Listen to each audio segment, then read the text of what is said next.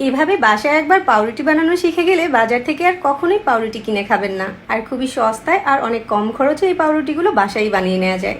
নিজের হাতে বানানো প্রতিটা খাবারই অনেক স্বাস্থ্যসম্মত হয় আর সেই সাথে খেতেও অনেক বেশি মজার হয়। বাসায় পাউরুটিটা বানানোর জন্য প্রথমেই ময়দার গোলাটা রেডি করে নিব। একটা পাত্রে 2 কাপ ময়দা নিয়ে নিচ্ছি, সাথে 1 চামচ লবণ দিয়ে দিচ্ছি।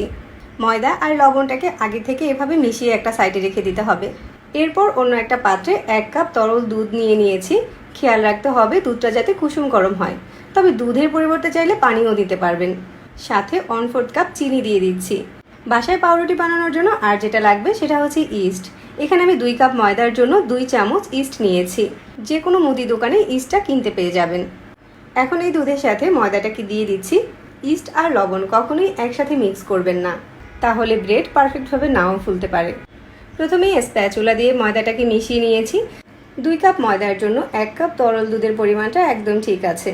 এবার এখানে 3 টেবিল চামচ সয়াবিন তেল অল্প অল্প করে দিয়ে ময়দাটাকে হাত দিয়ে খুব ভালো করে মাখিয়ে নিব। পাউরুটির জন্য ময়দার গোলাটাকে এরকম একটু নরম করেই মাখাতে হবে। এখন যে মোস্ট ইম্পর্টেন্ট কাজটা করতে হবে এটা এই ময়দাটাকে খুব ভালো করে ময়ান করে নিতে হবে। অনেকেই এই পার্টটা স্কিপ করেন, যার কারণে পাউরুটিটা পারফেক্টভাবে ফুলে না। তেলটাকে অল্প অল্প করে দিচ্ছি আর হাত দিয়ে খুব ভালো করে ময়ান করে নিচ্ছি। আবার এখানে অতিরিক্ত পরিমাণ তেলও ব্যবহার করা যাবে না। ময়দাটা ময়ান করার এক পর্যায়ে যখন উপরটা এরকম মসৃণ হয়ে গিয়েছে তখন এটাকে আমি 1 ঘন্টার জন্য রেস্টে দিয়ে দিচ্ছি। বাটিটাকে প্লাস্টিক র্যাপার দিয়ে র্যাপ করে দিচ্ছি, তবে যে কোনো ঢাকনা দিয়ে ঢেকে দিলেই হয়ে যাবে। 1 ঘন্টা রেস্টে দেওয়ার পরেই দেখা যাচ্ছে ময়দাটা কিন্তু ফুলে একদম ডাবল হয়ে গিয়েছে আর ময়দার ভিতরটা অনেকটা এরকম জালি জালি হয়েছে। তার মানে পাউরুটি বানানোর জন্য এটা একদম পারফেক্ট আছে। এবার এই ডোটাকে আর কোনো ময়ান দিতে হবে না। গোলাটার উপরে সামান্য কিছুটা ময়দা ছিটিয়ে এটাকে চৌকো করে বেলে নিচ্ছি। ময়দাটাকে এবার এরকম একটা রোলের মতো করে বানিয়ে নিয়েছি আর সাইডটাকে এভাবে সিল করে দিচ্ছি। ময়দার ডোটা ঠিক কতটা সফট হয়েছে এটা কিন্তু দেখেই বোঝা যাচ্ছে। আর এখানে আমি পাউরুটি বানানোর জন্য একটা ব্রেড মোল্ড নিয়েছি। 2 কাপ ময়দার জন্য আমি 9 ইঞ্চি সাইজের একটা মোল্ড নিয়েছি। মোল্ডে সামান্য কিছুটা তেল ব্রাশ করে নিয়েছি। পাউরুটির গোলাটাকে মোল্ডের ভিতরে দেওয়ার পর এটাকে আবারও 10 মিনিটের জন্য রেস্টে দিয়ে দিচ্ছি। এই কাজটা কিন্তু অবশ্যই করতে হবে। 10 মিনিট পরে ময়দাটা আবারও ফুলে উঠেছে।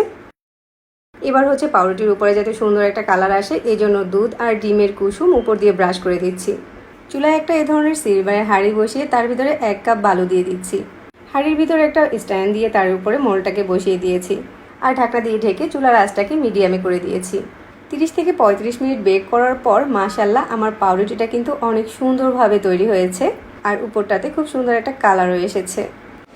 পাউরুটির উপরটাতে 1 চামচ ঘি দিয়ে দিয়েছি, চাইলে তেলটাও ব্রাশ করে দিতে পারেন। এতে করে পাউরুটির উপরটা অনেক বেশি সফট থাকবে। তাহলে এখন থেকে আর বাজার থেকে পাউরুটি কিনে খেতে হবে না। এটা ঠান্ডা হয়ে গেলে আপনাদেরকে দেখিয়ে দিচ্ছি।